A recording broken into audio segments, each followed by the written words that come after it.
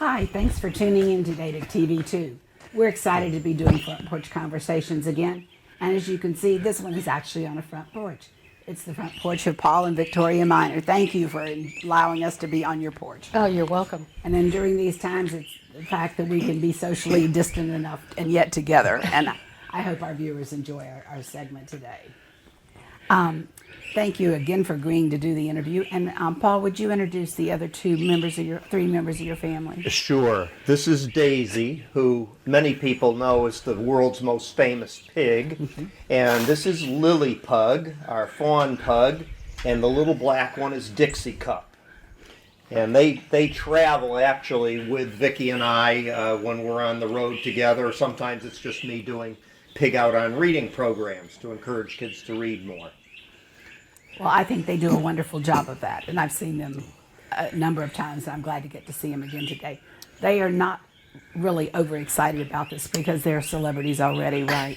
They think they're about to do another show, so they're very ready and prepared for that. Well, thank you all three for being here. Tell our viewers where you were born and where you grew up, and a little bit about your early lives.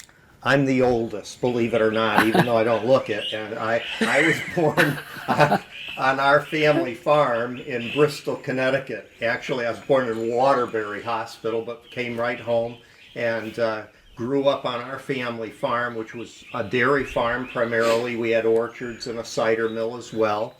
And when I went to school, I went to a two-room schoolhouse about a half mile down the hill from our farm. When I started, there were 3 kids in my class. And then in 5th grade, we went down to the big city and went to a school called Bingham School. And then a couple years later, in 7th grade, there came a new student into our class. And that new student now lives 2 streets over from here. We're looking at the back of his house, Bob Story, Pastor Bob Story, and his wife Brenda. And Bob's dad was the pastor at the Advent Christian Church directly across from our classroom. We could look out our classroom and see the church. And so Bob and I became friends in 7th grade and then went through high school together. And that's, as you can figure out, that's how we first got coming down here. After high school, I actually went off to college down in Virginia Tech and graduated in 1970. And Vicky can tell you about how that fit into her. Well, I was born and raised in, it's Vinton address, Bedford County, Virginia. And I was 16 years old, and my parents had just let me start dating. And my girlfriend, who was older, called and said her boyfriend had a friend that he was working with, and could we go on a blind date? And I said, okay. And then she told me how old he was, and I said, well, I'm not going to tell my parents that he was that age. He was going to be, it was the summer before your senior year of college. Yeah, I was 19. I was going to be 20. Yeah. And that night, my girlfriend and her boyfriend had a fight, and ended up just the 2 of us going out to the movie. So we started dating, though he did write in he had an address book. After the second date, he was going to marry me someday. I can't say I had the same thoughts. I was over 16 years old. And then Paul graduated. I was a senior in high school, and he had graduated from college, and he was going to be moving 100 miles away. And he asked me to marry him, and he told my parents that I would finish high school. And so we got married my senior year of high school. I'd only been in high school a couple months, and we moved to Galax, Virginia. And this November is 50 years for us. Congratulations. Well, thank you. I It's a said it would miracle. never last. If he didn't travel, we would stay married. But we were only in Galax for about a year and a half, maybe a little bit longer, but not much, just less than 2 years. And then we moved back to our family farm. And we spent the rest of our lives there until just Across a the little, street from his parents. Yeah, right, with my parents there, and until just a little over a year ago when we moved down here.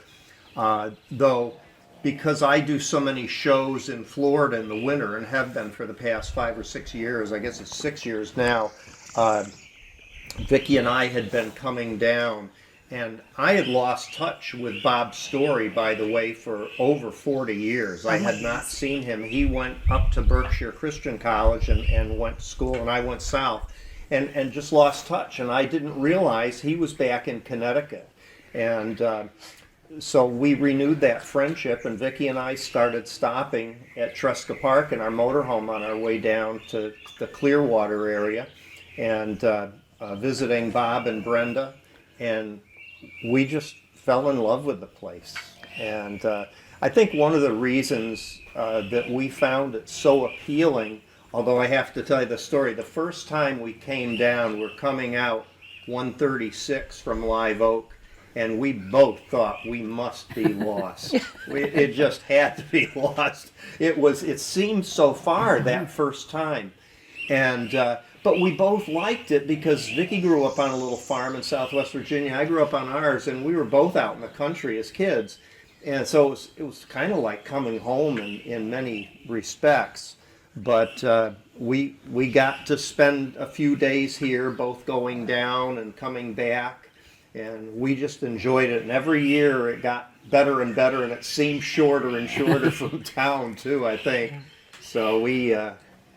But the thing that really, I think, pushed us, because I was still working. Paul had been retired for many, many years, and I was still working.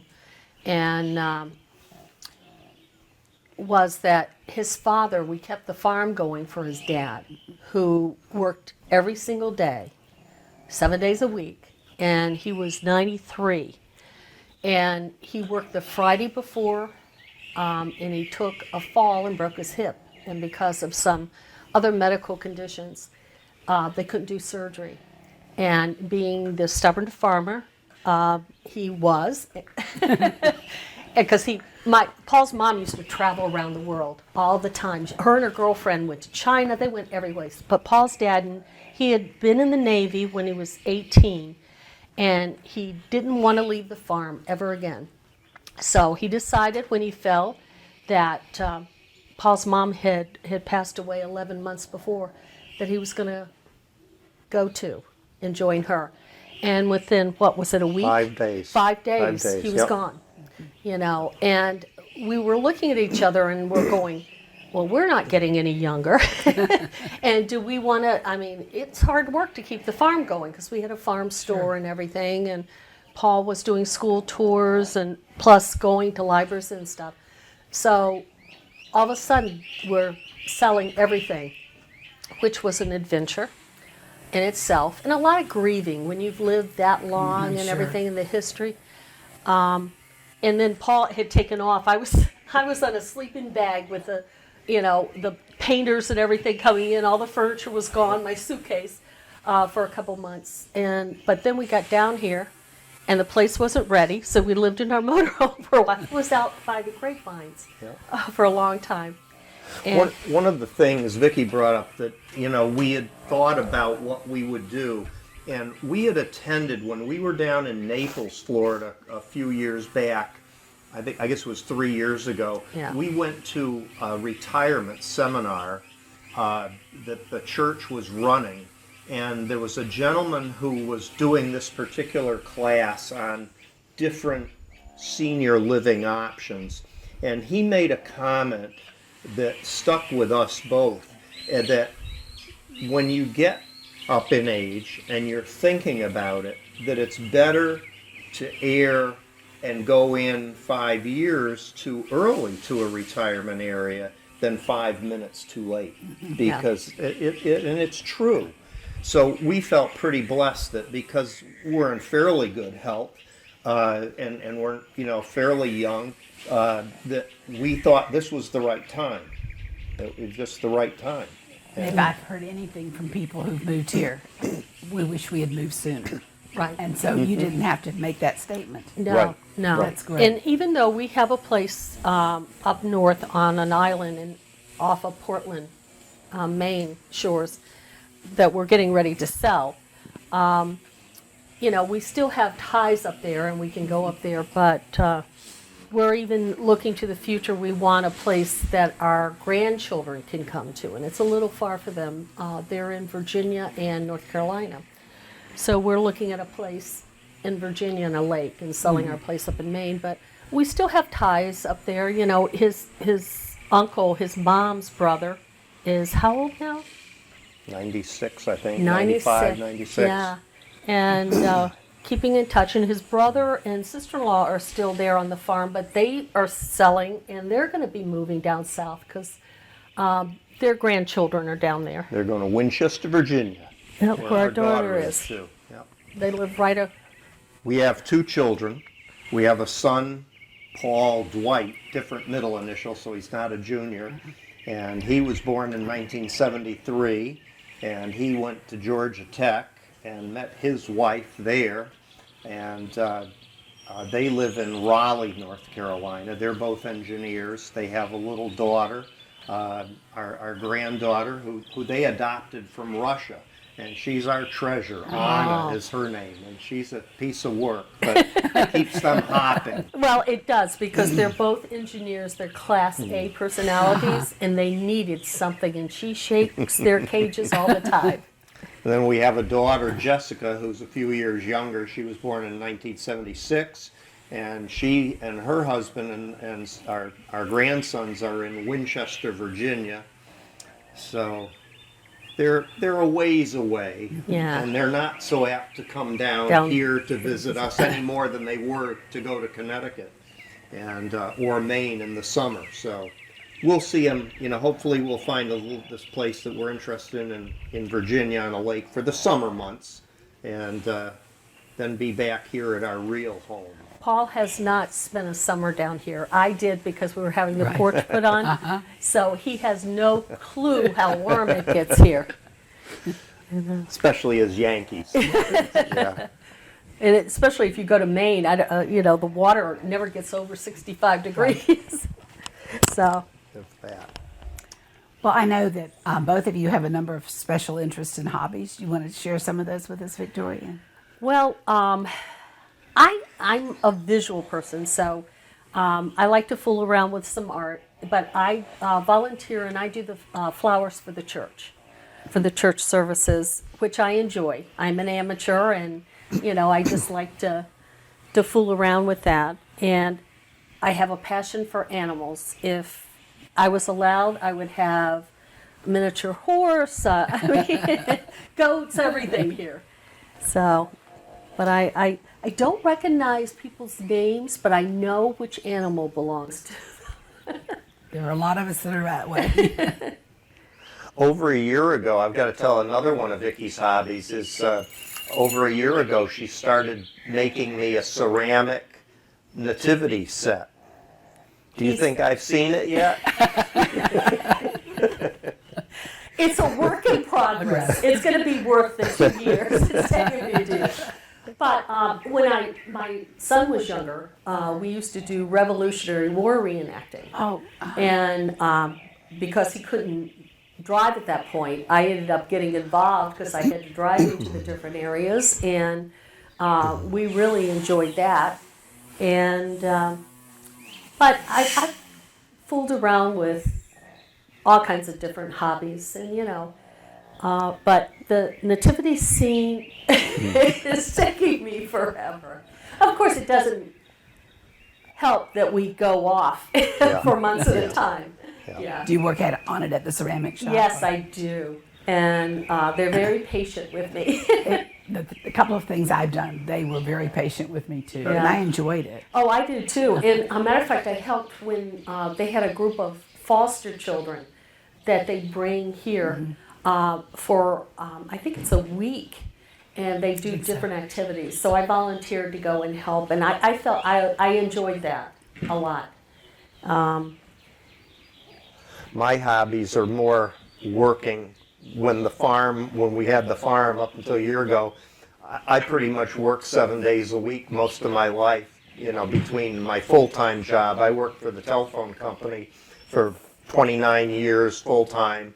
And then I started part-time doing my Pig Out on Reading shows, and I was blessed to be able to retire at 52. So for the past 20 years, I've been doing my shows with the animals full-time for 20 years now. And whose fault is that? that's right. Our Vicky's, last because she child was went the off. one. Our last wanted the child went pig. off to college, and Paul said to me, "No cats, no dogs," and so he didn't mention pigs. So I brought home a potbelly pig, and he was not happy at first, but he's the one that opened the crate that night because it wouldn't lay down. Daisy one wouldn't lay down, and it crawled out of the crate and went on his shoulder in bed. And so we were sleeping with a pig then. And have been ever since. So. Oh, no, and this no, one, not one since too. we moved Well, down here. Yeah, We used to have a Daisy's. California king bed in Yeah, our bedroom. yeah. And we can't do that now. And so I have I call it the pee-pee room. Paul, the pig, and the pugs. Daisy still sleeps on this shoulder though at night, Ann. That's Well, I'm glad to that's know that. Daisy's Oh, special yeah. spot. Now, how old is Daisy? Daisy just turned 11. This is the second Daisy. She turned 11 in October 13th. Lily Pug turned 14 on October 20th. So she's our old lady. And Dixie Cup just turned 9 earlier this month, the 10th of April. She used to be all black, but now she's turning turned white. a little gray. A Yeah. little gray in there. Yeah. But Now, Paul, how did you get started with a Pig Out on Reading idea? well, we used to do a lot of kind of fun family activities at our farm in the fall when we had pumpkins would put out in the field, and way back we were doing pick your own hay rides to the orchards and pumpkins.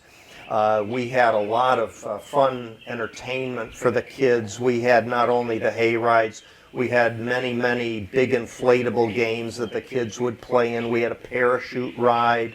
We had a 9-hole portable miniature golf course. We had a cow train that we pulled these barrels that were painted to look like cows behind one of our John Deere tractors through the field. We had Gem mining. gemstone mining. Yeah, we had duck races. We had the pedal tractors and trikes, and we had a big 40-foot wooden pressure-treated train and fire truck. We had, you can't even imagine. Plus the how farm many. store that The farm market. that we had jams, jellies, fruits, vegetables, and a bake. We used to bake pies and apple dumplings and that type of thing. So even though I was still working, I worked for the University of Connecticut School of Dental Medicine, and I managed their 10 clinics there. And I would do that Monday through Friday, and then on the weekends I was doing that. September and October were our crazy times because I had school groups coming out to the farm on field trips, and they'd do our fun stuff and pick a pumpkin and whatnot. And then on the weekends, we did a lot of festival activities too, and we would have thousands of people visiting our farm on the weekends. And we used to hire some entertainers, and my office at that time with the telephone company was in downtown Hartford, and I knew they were having a children's magician perform at their library at noon on one Friday, and I went over to see him, and the librarian had seen a newspaper article about the first Daisy, who was becoming famous for Kiss a Pig fundraising. Yeah. We used to do a lot of that for nonprofits. And she asked me to do a program for the kids, and I said, well, it would have to be a weekend or an evening show. That's fine. So I went in one Saturday and did the show, and she said, you're meant to be doing this. And that was the start. I told her she was crazy. I had a good job, but she got me started, and I did shows part-time, weekends and evenings when I had the chance. But after a couple years, I got so busy doing that, it was time. I had to give up one or the other. And I was having too much fun with the animals, and Vicky was still working, so I made the break and retired, and that's kind of how I got into it. It was a darn librarian. Yeah. And we just had the pig, and Paul took the pig on the road, and he came home. And Paul's not a big gift person. If birthdays, Christmas, he doesn't buy gifts. And he he came in, excuse me, and he said, "What would you like for Christmas?" And I'm looking at him like he's crazy. And I said, "Well, I want you to keep your mouth shut." And he goes, "What have you done?" Because I had brought the pig home. I said, "I'm picking up a pug in another week." And then we went down to Louisiana. I flew down because I was still working to visit him. And he had taken my pug. And he saw an ad because I always said, "Well, I want a black one too." And I ended up flying home with a little black pug. So Now we got the 3. now we got the 3. Though those little baby ducks we saw this week. Yeah. Okay. You have a nice display set up over here. Can you get a little picture of that for us? Oh, Yeah, Right. Yeah. Yeah. As you can- I love animals, so we went to what was it? The farm. Tractor Supply. Tractor in Supply, Live Oak and they the had other little day. ducks, and I love little. There's nothing cuter than baby animals, anyway. And I emailed Brenda Story. I said, "It's raining and they've got ducks. I think I'm bringing a few home." One of the things that as I'm sitting here and we decided we needed some things. We didn't want to bring too much with us, although we still did, as everybody says they do. But we wanted a few remembrances from the farm. So we brought our old farm, one of our old farm signs. It's over on the side.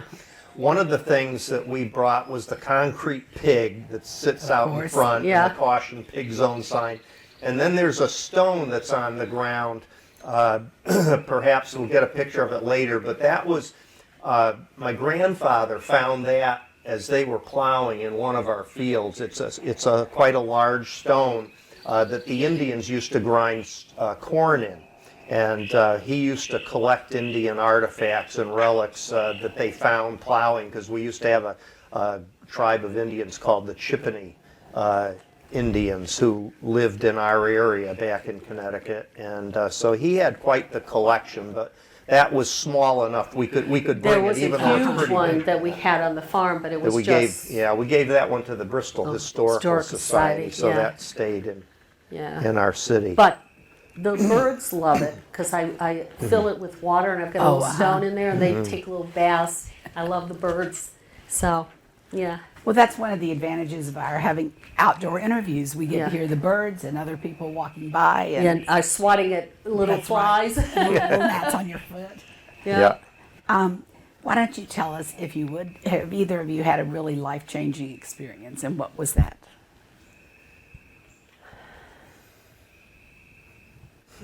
That, thinking about it. Paul, in case you get to spend the summer in Florida, that might be one. That might be. Yeah, Vicky was telling me how warm it was, although at that time I was up in North Carolina doing programs in the Raleigh area, and it was 95 and 100 up there as well, so it was hot everywhere, I think. I think for me, I was 19 when we moved to Connecticut. And so I had no family up there. And at that time, Chippens Hill, it was not overly populated, but they had a women's group. And they were all over 65, and they would meet once a month. And they brought me into that group, and they would have a speaker and everything. And you developed a sense of community there. I mean, trick-or-treating for my kids was homemade stuff that these ladies made and all that type of thing. And that's what I think I found here, is that everybody looks out for each other. Paul wasn't here, and we moved in, and 10 o'clock at night the fire alarm went off in my house. And I'm running through the place trying to find, and I have a neighbor who's in her 80s that was on my doorstep before the fire department got here. to make sure I was okay. You know, we all look out for each other. If somebody needs something, we do it. And I like that type of community. And that's what I found in Connecticut with that community of women who would bring anybody that was new in the community. I mean, would bring you in, and they homemade bread, and I got homemade bread. Peggy found out I was sick. I got homemade chicken soup. You know, everybody's looking out, and I really enjoy that here. So, to me, it's like I went from a very close community, and then it grew up, and those people passed away, and it was new people that I had no idea who they were. To come to now that, you know, everybody is a community again, which I enjoy. You know, I think one of the interesting things for me, back home on the farm, we had no neighbors, really. My cousin was our neighbor, and he was from here to the church away from us. So we had no close neighbors. And now I wasn't quite sure how we were going to adapt to being in Park of the Pines here with neighbors fairly close, but it's so quiet here. It's more quiet here than it was back on the farm just because of traffic and whatnot. And so that's, you know, in a way that's life-changing because you come in and all of a sudden you have this backyard neighbor named Tom Peaks who's videoing us today. And, but we lucked out. So we have these wonderful neighbors. One of the things that we liked about Park of the Pines, well, number one, Bob and Brenda Story live a minute walk from us, and we've known them for so long now.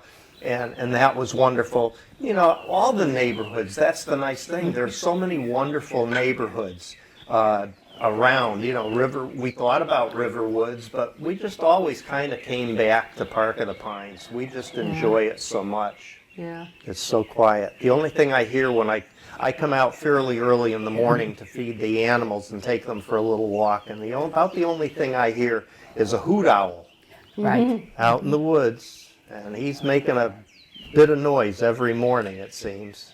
Well, that's it. The birds. I love hearing the birds. Yes. And we, Bob and Brenda and Paul and I go out in this, and we're going down all these little places that they've never even seen, and they've been here like 6 years. Yeah. And I saw my first armadillo the other day. Oh, now there's an exciting you have. It is for me. Don't find those up north, but it's nice to go down and find these. We found wild cactus that were blooming and everything. Yeah, that's one thing. It's an adventure. If some of the people that have been here a while have not explored some of the trails between the community center that comes back to the village, there's some wonderful trails to explore. Yeah, they're very lovely. Very lovely. The only work. thing, the fear of alligators and snakes are my Well, have you seen either yet? snake I have on the river. It was swimming. Alligator, no, but Paul is very adventurous. So we went to a spring. Charles Spring. And the river comes into it, but the spring is right there, and this one dove in. I said, you can't see the bottom. You don't know what's down there. All clear. All clear. Beautiful. Beautiful. But, yeah. Wrapping it up time, Yes. we're told. Oh, my goodness. Isn't that And amazing? Daisy, you haven't said a word to it. Daisy is just quiet as can be. Can you pick up this one snoring? Yes. Yeah. Yeah, I'm sure. She's, after 2 nose jobs, she still snores. Huh. That's okay. You're old, you're allowed to do whatever you want. We've had fun visiting with you, Ann. Yes. It's been great. Now, I'll ask you a quick question, and Tom may turn off the camera on us. Okay. But are there things on your bucket list that you want to accomplish? Or things to see or do? Or I would love to go back to England. We visited there, and I've always wanted to go to Hawaii. So that's on my bucket list. I'd like to go back to England, not Hawaii. Hawaii's not a big deal. I wouldn't mind doing a river cruise in Europe, though. My mom always said those were among the best vacations she ever had. Yeah. Some of the river Yeah. cruises. But I want to spend, I'm hoping it's going to work out in Virginia, because I would like to, our children had the opportunity to live across the street from their grandmother and grandfather and great-grandmother. And today, everybody's different areas. Right. And I would love to spend more time with my grandchildren and hopefully great-grandchildren someday. There you go. Yeah. Well, I think now we're going to get a few sound effects from the rain beginning. Yes. Oh, That'll be my. a present for today. I want to thank you both, and the three of you too, for taking part today. Oh, you're welcome. Thank you. And please tune in again for future episodes of Front Porch Conversations.